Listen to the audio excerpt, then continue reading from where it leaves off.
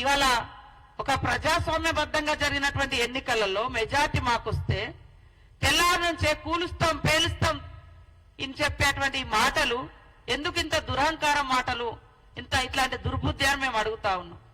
కాబట్టి 420 మీరు ఇచ్చినటువంటి హామీలు అమలు చేయకుండా 10 సంవత్సరాలు ఇష్టానుసారంగా గడీల పాలనను గల్లీ బిడ్డల మీద రుద్ది ఎంజాయ్ చేసింది మీరు. మేము అధికారానికి వచ్చిన మరుక్షణం నుంచే ప్రజల కోసం ఎలాంటి అభివృద్ధి కార్యక్రమాలతో పాటు ఇచ్చిన ప్రతి హామీని అమలు చేయాలని ఆలోచిస్తున్నది మా కాంగ్రెస్ ప్రభుత్వం. అదే కాకుండా ఆటోల విషయంలో ఇవాళ మహిళలకు ఒక ఆర్థిక స్వేచ్ఛను, ఆర్థిక స్వతంత్రతను, ఆర్థిక స్వావలంబనను కలిగించాలి.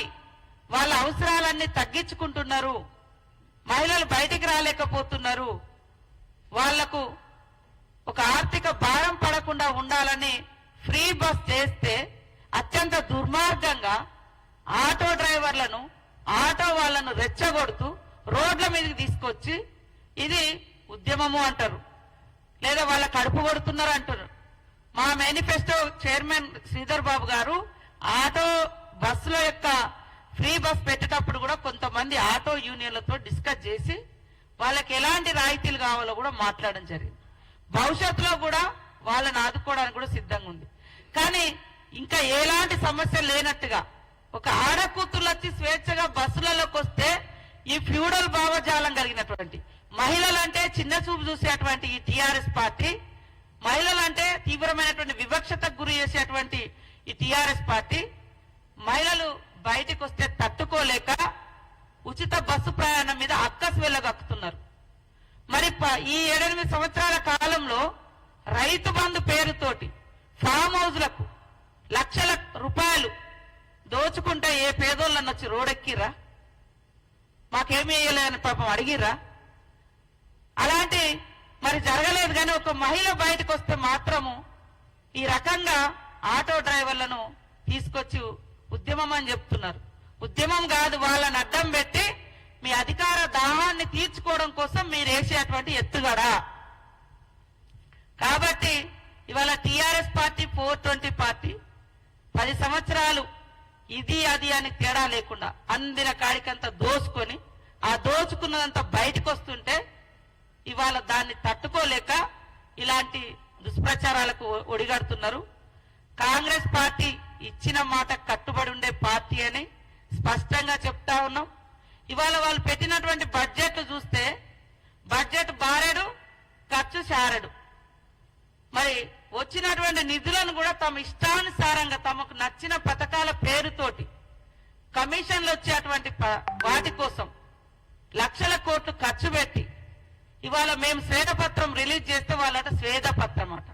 ఏడ కష్టపడ్డారు? ఎవరి త్యాగాల మీద వచ్చింది ఇది?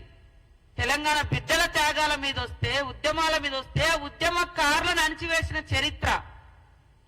ఉద్యమం చేసుకోకుండా ఒక ధర్నా చౌక్ లేకుండా చేసిన 420 మీరు, మేం కాదు. ఇక్కడ కాంగ్రెస్ పాలనలో ప్రజాస్వామ్యము కనబడుతుంది కాబట్టి ప్రజలందరూ స్వేచ్ఛగా ఉన్నారు. అనేక రకాల దుష్ప్రచారాలు చేసి తమ యొక్క వ్యక్తిగత స్వార్థం కోసం కాంగ్రెస్ పార్టీ మీద దుష్ప్రచారం చేస్తా ఉన్నారు. ఇది మంచిది కాదు. ఇలాంటి దుర్మార్గపు విధానాలను ప్రజలు సహించరు అనే విషయాన్ని గుర్తుపెట్టుకోండి. ప్రజలారా ఆలోచించండి. ఇవాళ బంగారు తెలంగాణ, బంగారు తెలంగాణ అంటే నిజంగానే అందరికి భ్రమ కల్పించారు తప్ప ఆడికి పోతే 6 లక్షల కోట్ల పైగా అప్పుల తెలంగాణ మిగిల్చిరు. కేసీఆర్ ప్రభుత్వం గతంలో బంగారు తెలంగాణ, బంగారు తెలంగాణ అంటే నిజంగా దేశమంతా బంగారం అనుకున్నారు. మనం కూడా ఇక మనకు రాకపోతుందా, మనకు రాకపోతుందా అని ఒకసారి రెండోసారి అవకాశాలు ఇచ్చారు. కానీ ఒక్కొక్కరి మీద లక్షల కోట్ల రూపాయలు ఈ రాష్ట్రం మీద పెడితే ఇది అని చెప్తేనట అది రాష్ట్రానికట అవమానం అంట. ఆదాయం మీకు వచ్చింది, లగ్జరీ జీవితాలు మీకు వచ్చినాయి, దోసుకున్నది మీరు. ఆ నెపమంతా కూడా తెలంగాణ ప్రజలు మోయాలన్నట. అది ఉన్నది ఉన్నట్టుగా మాట్లాడితే తెలంగాణను అవమానించినట్ట. నువ్వు చేసిన తప్పుకు తెలంగాణ ఎందుకు అవమానపడుతుంది? నువ్వు చేసిన అప్పులకు తెలంగాణ ఎందుకు తలదించుకుంటది?